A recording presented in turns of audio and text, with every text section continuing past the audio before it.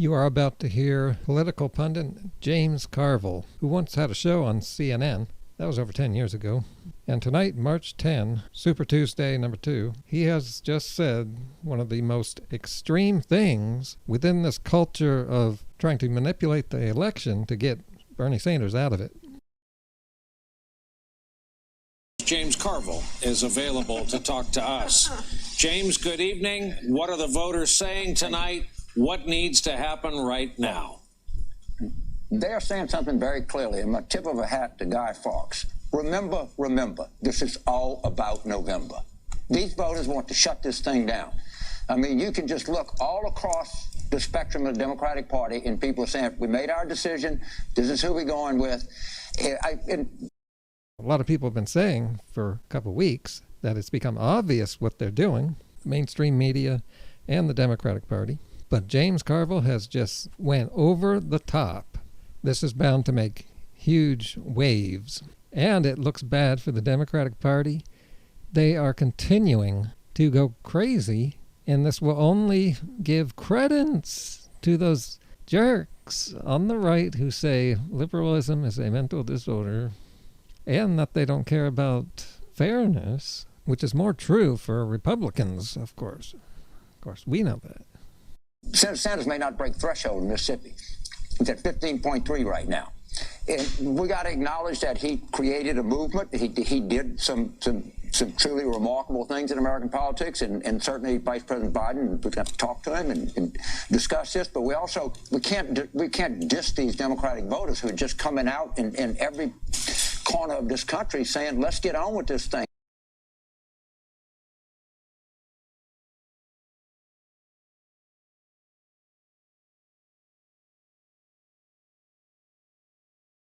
Now, our mission as a party is to defeat Donald Trump.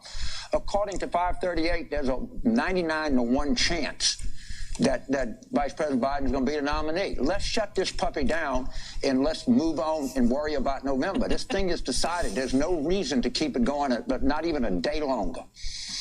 Let me ask if this is a potential reason to keep it going, because Senator Sanders and his movement and his supporters want to be respected. They want to be part of what the Democratic Party is moving forward, and they want to see changes that reflect their concerns. Not pushing Senator Sanders out of the race before he's comfortable leaving might allow the Biden campaign a chance to court them rather than having to fight them. But first of all, Rachel, it's the Democratic voters that made this decision.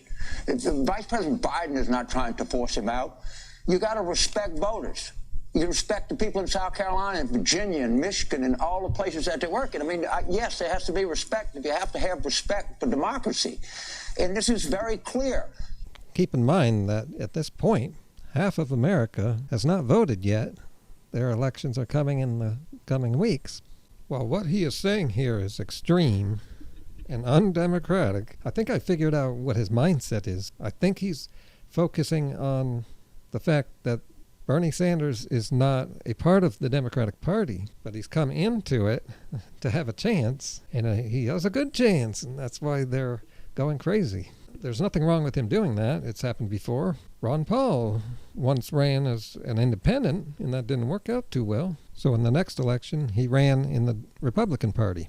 And I don't think that political parties should have this kind of control. And the superdelegates, there shouldn't be any of that. And what are caucuses, man? It looks so undemocratic. Matter of fact, I don't even think there should be political parties. And that has been a topic of discussion over the decades. Why do people need parties? They should just run as all independents. I think that's a good idea. I think the whole idea of political parties might be to corrupt the election. And here you see them trying to do it. What Democrats around the country are saying. And just everywhere that you go, they come in, James, we got to get rid of this guy. What are we doing? And these are not ordinary times. And we got to, of course, the vice president, he's the guy in the lead. He's got to take the lead here. We got to bring this party together. We have to stop this. This is not to any avail to continue this thing any longer. It really isn't. And we can have respect and we can have admiration for what Senator Sanders and his supporters have accomplished, but we got to respect Democratic voters. You got to respect people in the Mississippi Delta. in Sunflower County, Mississippi. You got to respect people in Oakland County, Michigan. You got to respect people in Orangeburg, South Carolina. You got to respect people in Loudoun County, Virginia. I mean, this is what this is really about. The Democratic voters have spoken. They've spoken unambiguously and clearly, and they need to be listened to. What can and should the Biden campaign and the Sanders campaign do to try to smooth over hard feelings and to smooth over the divide that emerged during the primary so that Senator Sanders voters don't sit home in November? So right now, both Senator Sanders and Senator Biden are more popular in the Democratic Party than Donald Trump was in the Republican Party at a comparable time in 2016. Both of them have favorabilities among Democrats about 70-20. No Democrat wants this to go on. How stupid are the people of Iowa? Our voters have made a determination. But it seems to me that I agree, we have to be respectful to the Sanders thing, but I wish we'd talk a little bit more about respect for Democratic voters who are casting their ballots, and they're very clear and very distinct about what they're saying. I'm speaking for these suburban women in Virginia. They're the ones that are saying this, not me.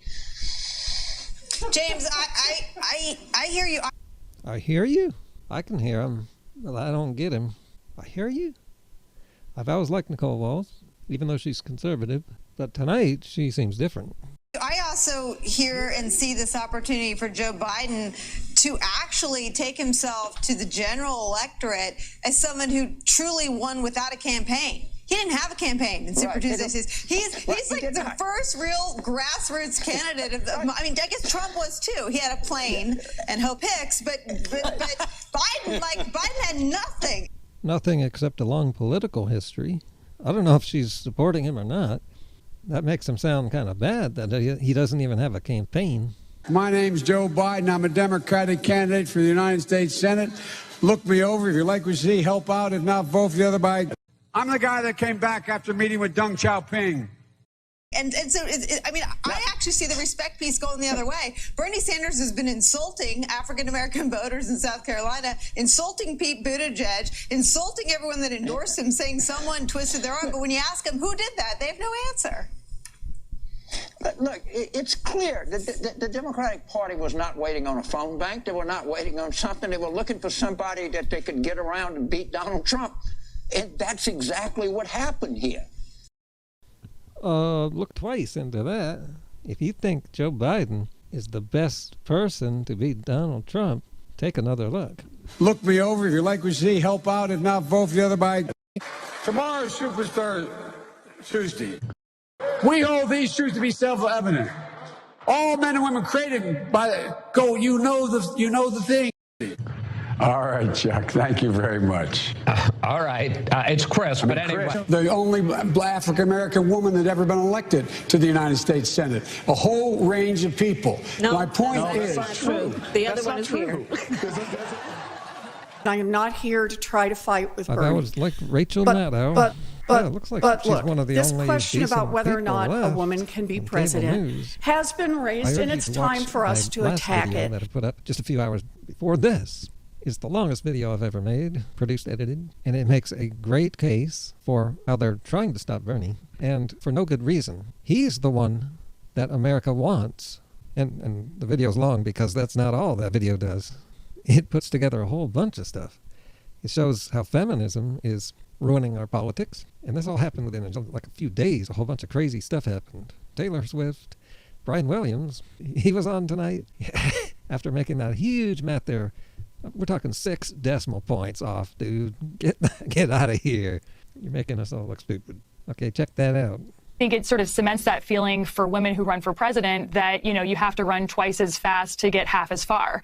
But I think too, for many women that I talk to. And what women did you talk to get her confirmation bias? And when she said run twice as fast, I'm now realizing that she is quoting that Taylor Swift song. Oh, Warren was doing fine in the beginning. Then we saw more and more of her and her lies in her immature attitude. So now that Elizabeth Warren is out of the spotlight, eventually the American people will hopefully forget about all of these lame antics. Senator Warren, what are you doing here? Did you really think you were going to get away from me that easy? It's my job now. I follow you around, make your life a living hell.